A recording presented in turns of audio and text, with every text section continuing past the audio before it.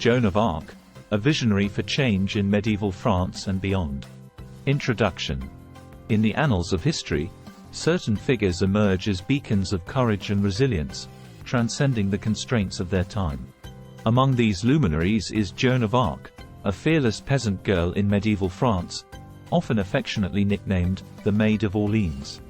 This video aims to delve into the multifaceted life of Joan of Arc, exploring not only her remarkable achievements on the battlefield but also the societal challenges she faced and the enduring impact of her legacy on the struggle for gender equality.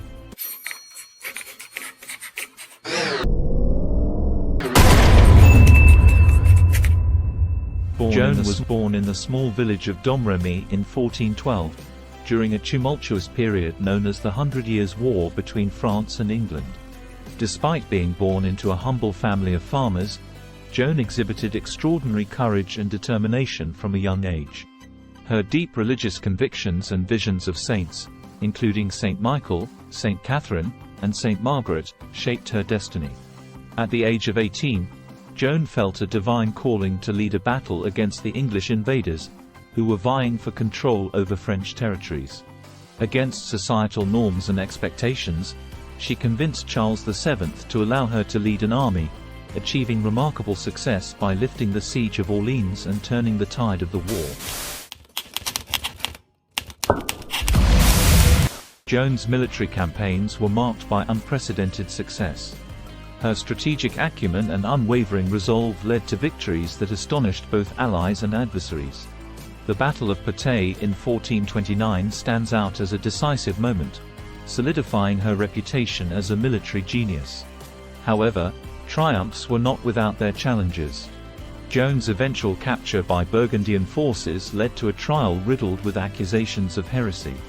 The medieval church, deeply entrenched in politics, saw her military attire as a violation of its laws, branding her as a witch and a heretic. This unjust trial ultimately resulted in Joan being burnt at the stake in 1431.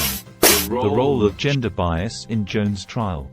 Joan's trial, often referred to as the Maid's Witch Trial, exposes the deeply ingrained gender biases of medieval Europe. In a society where the Church wielded immense influence over political affairs, women were often portrayed as sources of evil, and accusations of witchcraft disproportionately targeted them. Joan's military dress, symbolic of her defiance against societal norms, became a focal point of her trial. The Church's perception of women as inferior and prone to deviation from prescribed roles contributed to the unjust condemnation of Joan as a witch and heretic. Joan's trial and execution, initially viewed as a triumph by the English invaders, later became a subject of historical reflection. Decades after her death, her trial was reviewed, and the verdict was declared unfair.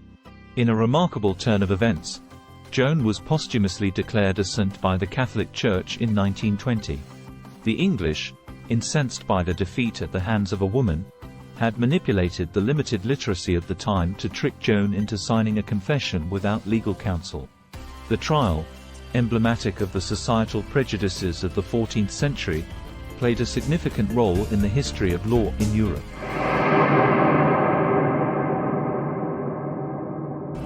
As we traverse the corridors of time and arrive in the 21st century, the struggle for gender equality persists. Although significant progress has been made, women continue to face barriers in various spheres of life. The echoes of Joan's defiance against societal norms resonate in the ongoing fight for women's rights globally. The challenges women encounter in the boardroom, in politics, and in societal expectations are reminiscent of the obstacles faced by Joan in medieval France.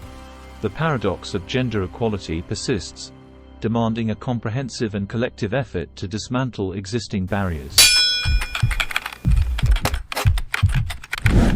In the realm of diplomacy and international relations, there lies a potent tool for effecting change. Joan of Arc's story becomes a compelling narrative to inspire diplomats and governments to champion gender equality on the global stage. Through strategic initiatives and diplomatic endeavors, we can work towards dismantling barriers that hinder the progress of women. Initiatives that focus on education, economic empowerment, and political representation can pave the way for a more inclusive and equitable world. Governments and diplomats, inspired by Joan's courage, can become advocates for policies that empower women, ensuring their voices are heard and respected. Joan's legacy in the 21st century. Joan of Arc's legacy endures as a powerful symbol of resilience and determination. In the 21st century, her story becomes more than a historical account.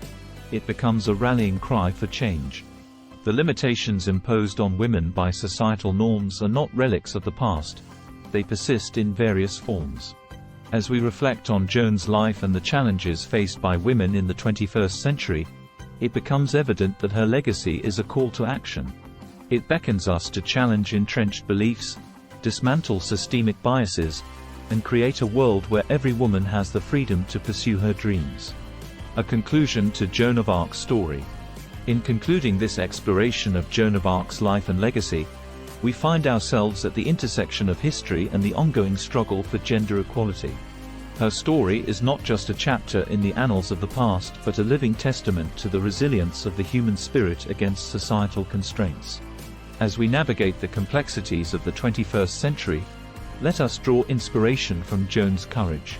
Let her legacy be a catalyst for change, a reminder that the fight for gender equality is not confined to any specific era but is a timeless quest for a more just and equitable world.